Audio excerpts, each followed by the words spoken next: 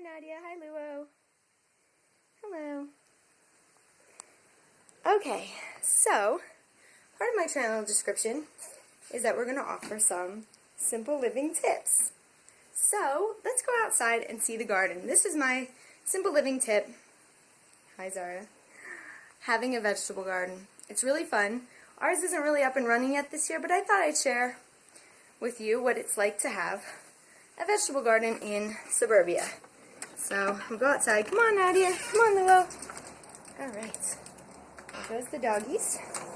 And we're just going to come out here. And so, as you can see, we have a really small house.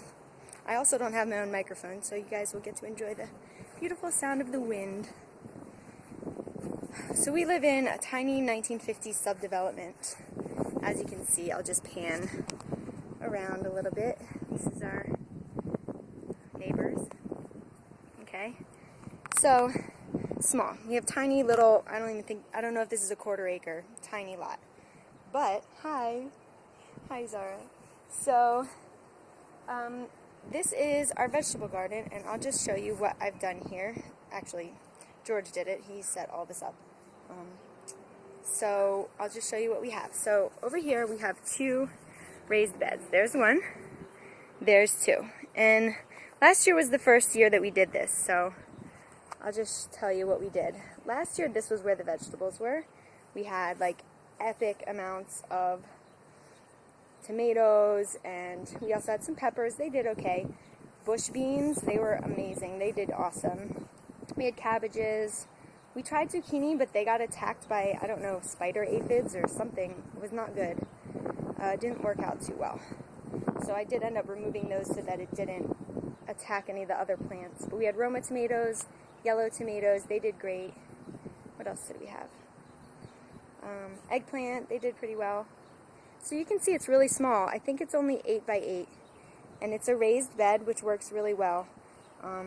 You just get these are little plastic corner pieces, and then we used cedar boards to just kind of hem it in.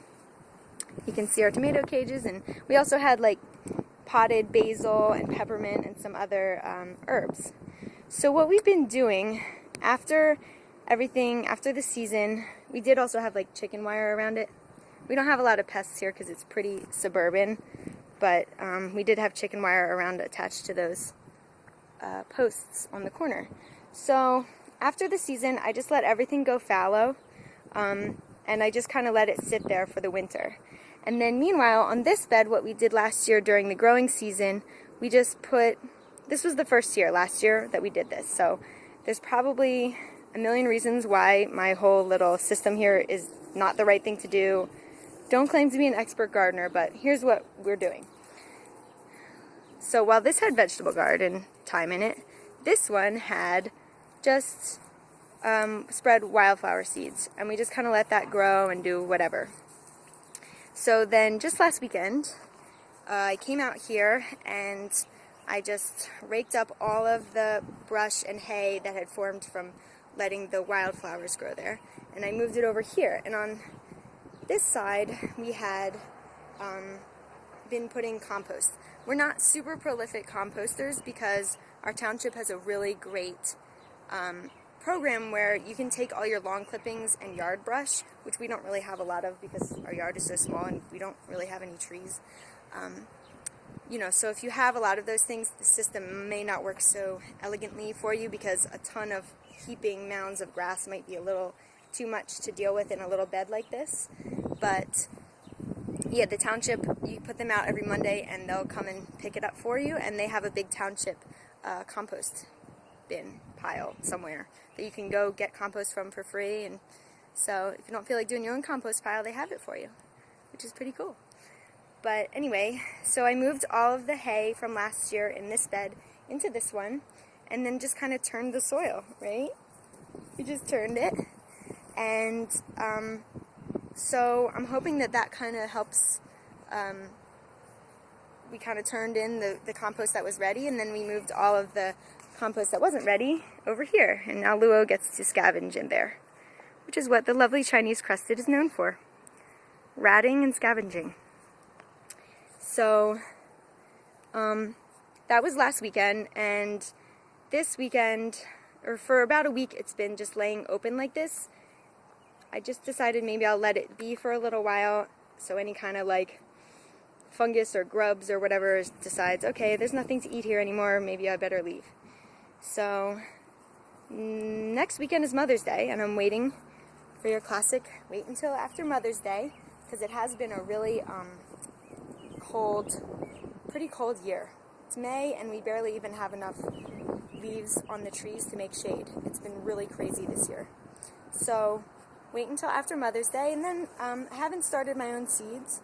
That's really the best way to go, but last year I was pregnant and too lazy, so I didn't do it. But I just plan to buy some seedlings, some vegetable seedlings we have a great local garden store, landscaping store, and they have a lot of heirloom varieties, so we're going to go that way. But I just thought you guys would like to see our gardens. So yeah, so next year, you know, it's better not to, especially with nightshade plants like tomatoes and eggplants, it's better not to grow them in the same place twice in a row. So, you know, year after year. So we're gonna, next year, if all goes well, and we have a good yield and the system seems to be working, then we'll just change it over and we'll move all the compost from this side over to there and let that be our compost pile and this be our garden again. So that is my simple living tip. Hope you liked it. Better go inside because our little fair-haired, fair-skinned cutie pie here probably shouldn't be absorbing the UV rays. So we're going to go inside. Thanks for watching.